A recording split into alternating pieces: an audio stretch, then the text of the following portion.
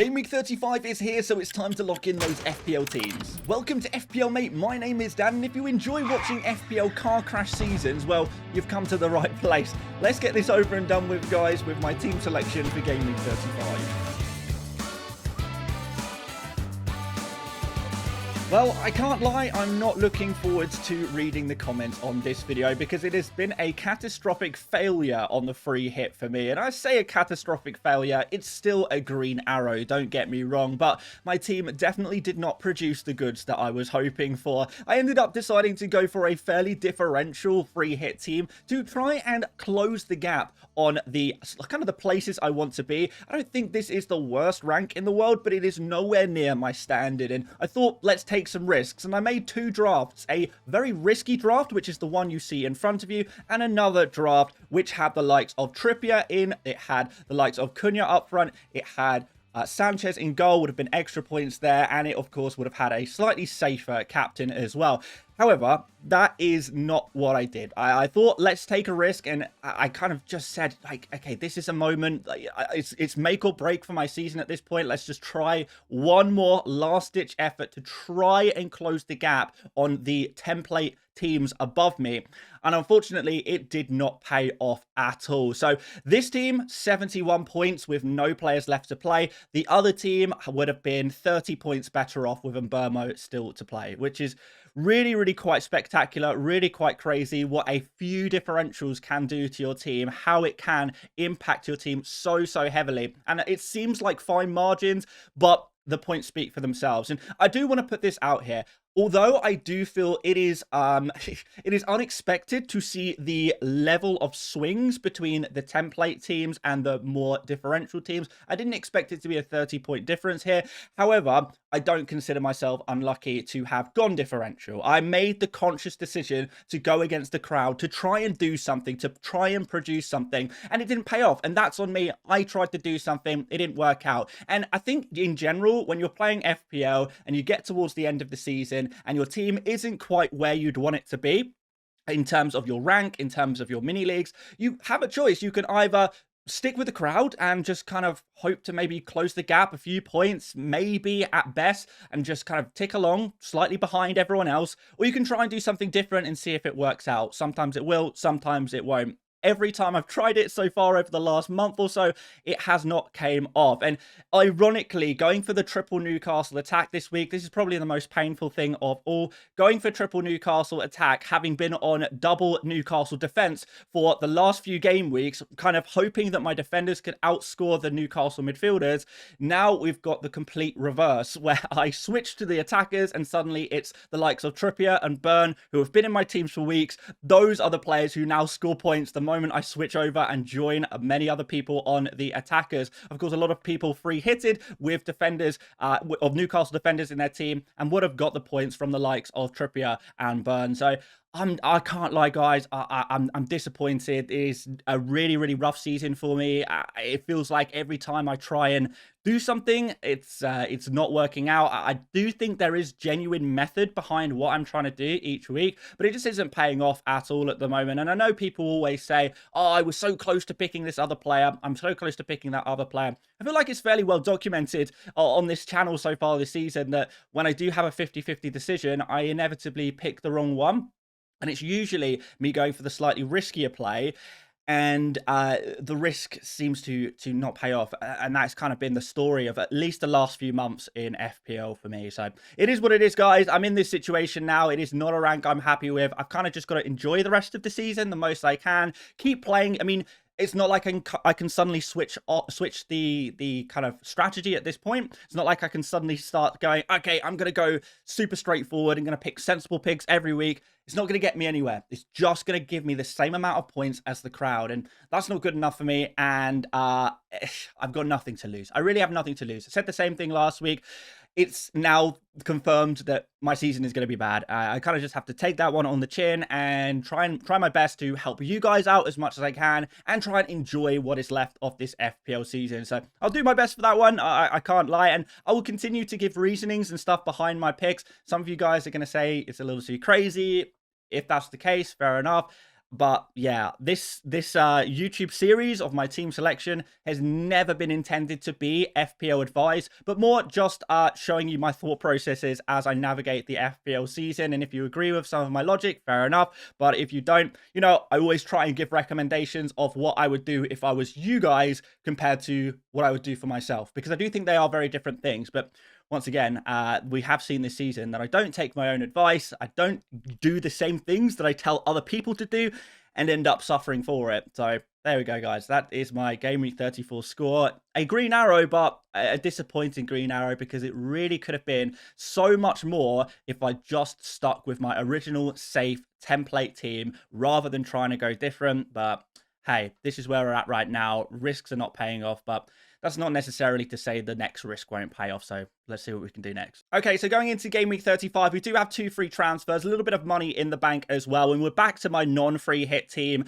as well. And, you know, even though my season has been bad and, you know, a lot of people probably don't want to watch this video unless they just enjoy watching the drama unfold of an FPL YouTuber seemingly failing to do his one job. I mean, it's not my one job. My one job is to help you guys, not to get a good rank myself. But the good rank does help myself as well. But, you know, if I've got 50-50 decisions, since they do keep going wrong, hey, let's make some more 50-50 decisions. You guys do the opposite to me, and that seems to be a surefire way to get some FPL points, doesn't it? But first thing we do need to mention going into Game Week 35 is that we have got the confirmation that there are going to be no more double game weeks and no more blank game weeks for the rest of the season. So any hope of Crystal Palace, Man City, Bournemouth, Wolves, and it was Spurs and Aston Villa as well, added in a last minute as a potential double. They are all not going to have double game weeks. All of the FA Cup final fixture clashes have been moved to within Game Week 37. So no changes in terms of the FPL calendar. It's just that a few teams will be playing their Game Week 37 fixture a few days later than usual. And that will be Man City, Crystal Palace, and it will be also Wolves and Bournemouth.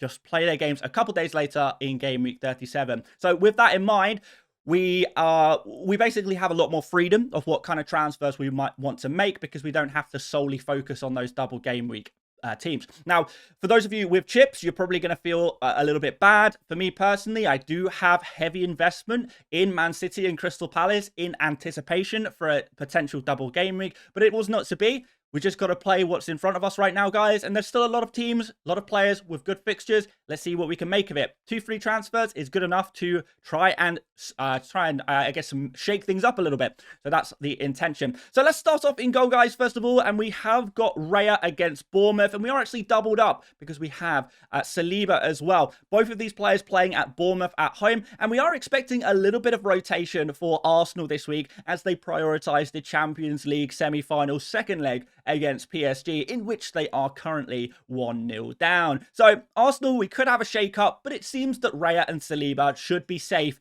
in minutes for this game week. I'm not expecting either of these teams to be rotated. However, these players to be rotated.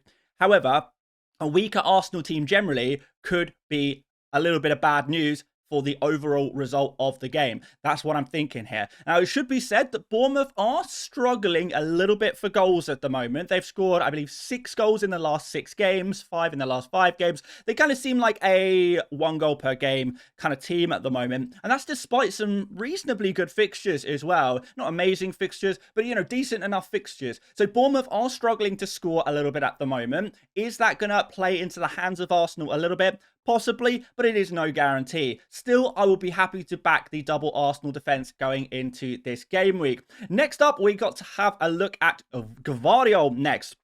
And Gavardio is someone I'm feeling a little bit more positive about. I do like the look of this fixture at home against Wolves. I know Wolves have been in some really good form, or certainly it seems like they've been in good form. But if you actually look at the teams that Wolves have played recently, it's kind of been a lot of fairly easy fixtures, actually. They've kind of played, let's have a look through here, 3 newly promoted teams in the last 6 game weeks: Southampton, Ipswich, and Leicester. They've played West Ham, who may as well be a relegated team. I mean, if it weren't for how bad Leicester, Southampton, and Ipswich have been, then we will probably see West Ham really struggling this season. And then we've got Manchester United and Spurs, who have been heavily rotating their teams. sole focus on European football rather than the Premier League. So actually, Wolves, I don't want to discredit them because they can only beat what's in front of them, and they are getting results. But to suggest that Wolves are, suddenly world beaters, I think is a little bit premature. And Man City have been in great form themselves. So looking through the defensive numbers over the past 10 game weeks for Manchester City, we've seen a real improvement in them, really since the start of the calendar year. They are one of the top defenses now with 1.07 expected goals conceded per game. And they're actually conceding a little bit less than that as well. So they have been one of the top defenses. I think only Arsenal only Arsenal have conceded less goals per game in the Premier League than Man City over the past 10 game weeks. So we're looking at Man City who are back to their best in terms of defense, and that's been a lot to do with Gvardiol's form indeed. Also, kind of, I think moving on to our next player, Munoz. Some people are going to have some worries about this one as well, because obviously the game against Nottingham Forest is seemingly tough. But if we look again at the form of Nottingham Forest, and let's look at Forest's attacking form. So this is since the international break. They've played 4 games. It will be 5 by the end of tonight. But in this time, they're actually putting up some of the worst attacking numbers in the entire Premier League. Only Ipswich and Southampton are producing less XG per game. And Nottingham Forest here, they're hardly taking any shots in the box. This is not a super strong attack right now. And we've really seen Forest start to fall off a little bit since the turn of the year. Now, of course, with Nottingham Forest, they don't care about XG, whether that is XG conceded or XG scored, because they seem to constantly overperform all season. So that is the question mark around going up against this Nottingham Forest defense, attack, I suppose, with a defender, and the defense with your attackers. It's interesting. We don't know how it's going to go. What I will say is that Munoz is definitely a player with enough attacking threat that even if you do think they will concede, it's not like it's game over. A lot of defenders, they concede a goal, it's game over. Saliba is maybe a player like that. Munoz is not a player like that right now. You're still going to have that potential for attacking returns, and we've seen that time and time again this season since he does play in such an advanced way. Now let's have a look at the overview of the clean sheet odds for this game week, and certainly Ipswich are the standout team here with a 44% chance of a clean sheet. Everton against Ipswich. Really nice if you do have Everton defenders, although I don't feel like it is fully necessary to make defensive transfers, particularly if you want to play aggressive. You're going to be going for more attackers than defenders. Man City here in second against Wolves, 42% chance of a clean sheet. And after that, we see the likes of Aston Villa, Arsenal and Brentford, all with a 33% chance. Though I do see Arsenal's clean sheet odds maybe beginning to drop off as they probably will rotate ahead of Champions League football. Crystal Palace are pretty high here as well, 29% chance of a clean sheet. So lots of interesting stuff here. One thing that it is definitely worth noting for today's video in terms of the clean sheet odds is, even though we are all hyped up on Wolves right now because they've been getting results, this Man City fixture is very different, much more difficult than anything they've played recently. So I don't think it is a guarantee anymore that Wolves will score in this game, whereas previous game weeks, it's like Wolves goal fest, right? So we may see a little bit of a switch up here. Man City have been given one of the highest ratings for a clean sheet this week. And if you do have players from the likes of Man City, Arsenal, Crystal Palace, maybe Aston Villa as well, you're going to be in a good position to try and get some clean sheet points this week. And I am even considering switching in Konsa, who is on my bench, for Saliba to try and manage the risk a little bit. But hey, we're trying to play risky here, so a double up is probably the best way of doing that in defense, isn't it? Let's move on into the midfield next, and we have first of all got Mr. Mo Salah, who actually got a goal from open play last game week. I know, crazy, but obviously it is going to be. Is it going to be beach mode for Liverpool? Liverpool's projected numbers are not actually great against Chelsea, who have been one of the best defenses statistically over the last couple of months, really. So even though Chelsea have been disappointing in attack, actually defensively they've been pretty solid. So a big Salah haul I don't think is a guarantee at all, but it could go one of either ways. Is Salah going to be trying to push that record up even higher for most attacking contributions in a Premier League season? Very good chance of that. But are Liverpool going to be in party mode? Are they going to be on the beach? Are there going to be rotations? Maybe not too many for key players quite yet, but by the end of the season, we might see some Liverpool players getting a little bit more rotation risk as they already have the league wrapped up. Next up, Bukayo Saka, who is really, really bad for projected minutes this game week.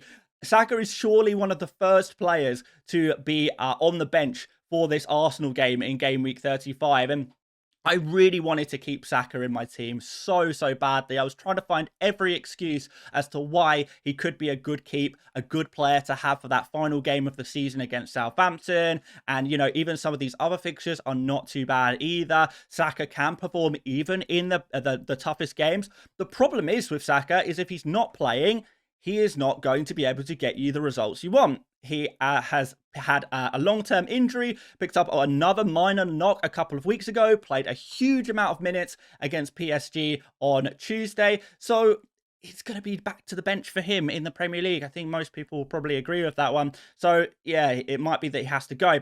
Another player who might have to go is Marcus Rashford. He is rumoured to be out for the remainder of the season with his injury. But even if he is back for game week 38, well, too bad. He's playing against parent club Manchester United. So, really disappointing. He is an FPL asset I really, really like. I was really happy to have picked him up. But the injury is bad news, and he is going to have to be replaced here by the looks of things. Ismaila Sarr is the final player in my midfield, and with no double game weeks coming up, maybe that is some reason to sell him. So, potential sell there. But Forest, who have been putting up poor defensive numbers. Spurs are just a bad defense, and we will probably all agree with that one. Wolves here as well, who I do think can concede against some of the better teams in the Premier League.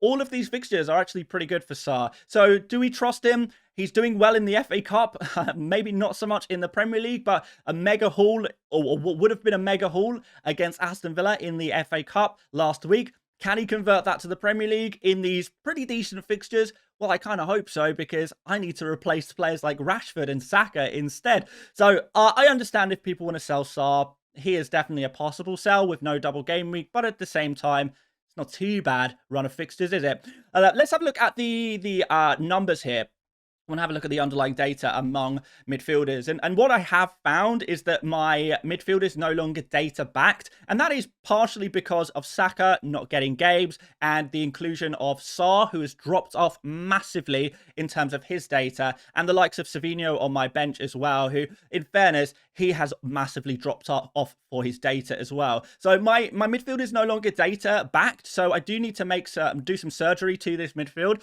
Also, you know, Salah, everyone has him anyway. Rashford is now injured, which kind of doesn't leave me with any players who could do some real damage, data-backed players who can do some damage in these final 4 game weeks of the season. So 2 free transfers. It could be that both of them need to be spent in the midfield positions. Let's go up front next, guys. And I have got a trio of Isak, Mateta, and Marmoush. And certainly 2 of 3 of these players I'm very happy with.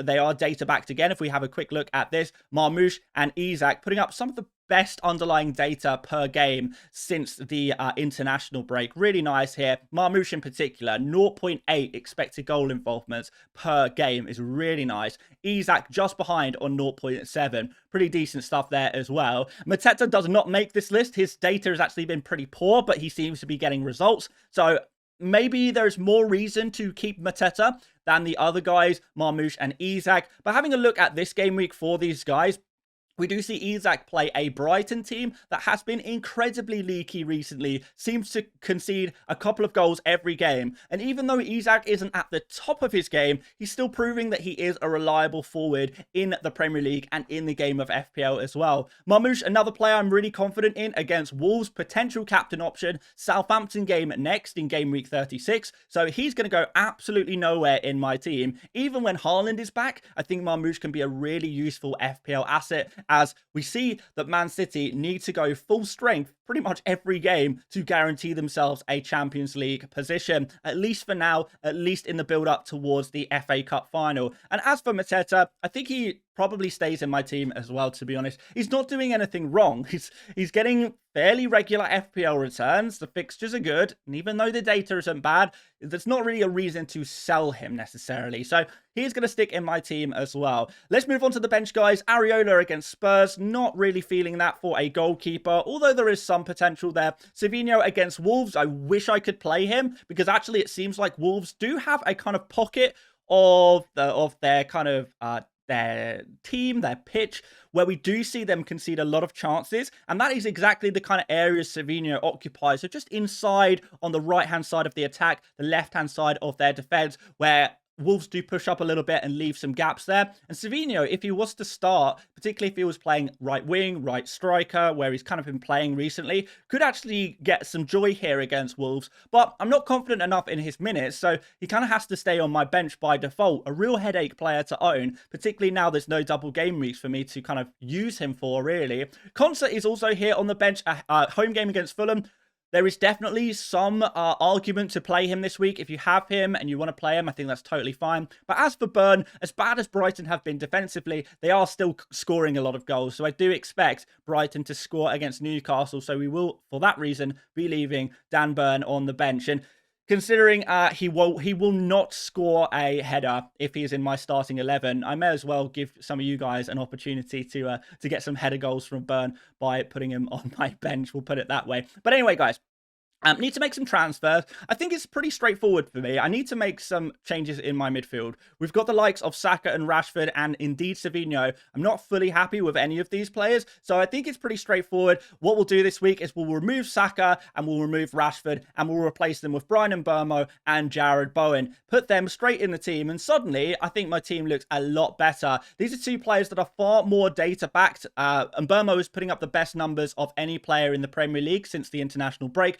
0.8 expected goal involvement per game, and Bowen is not too bad with 0.6 either, ahead of this game against Tottenham Hotspur, which of course will be between two crucial Europa League ties in which Spurs could rotate. Bowen, by the way, also I believe he is 8 attacking returns in 11 games since he returned from injury, which is really, really good. So he's in that good form. I like the look of him, and he's on fire, and he's shagging Danny Dyer, apparently. So for that reason, he's in my team. And you know what? I will go one further. I said I wanted to take a few risks this final few game weeks of the season. I want to pick the players I love, the players I like, the players I think will do well, but I also do want to make sure there is some risk involved there. And that part of that is taking Bowen as well as Mbeumo. Most people will choose one or the other. I'm going to try and cover both. But if you want a 50-50 captaincy decision, here it is for you. I'm recommending you guys go for Mbeumo as your captain. However,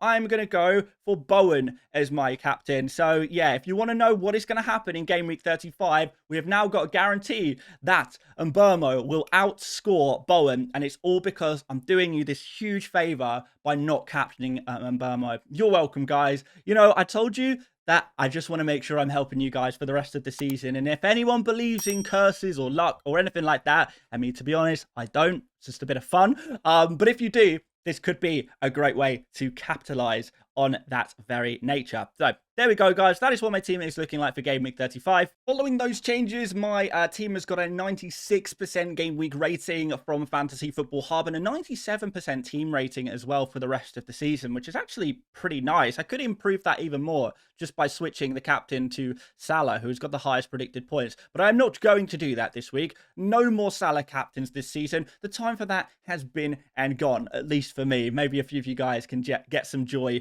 from Salah at least for the rest of the season. If you guys want to check out Fantasy Football Hub and all of their great tools, you can use the link in the description to get your team rating yourself. But that is my team. That is where I'm at right now.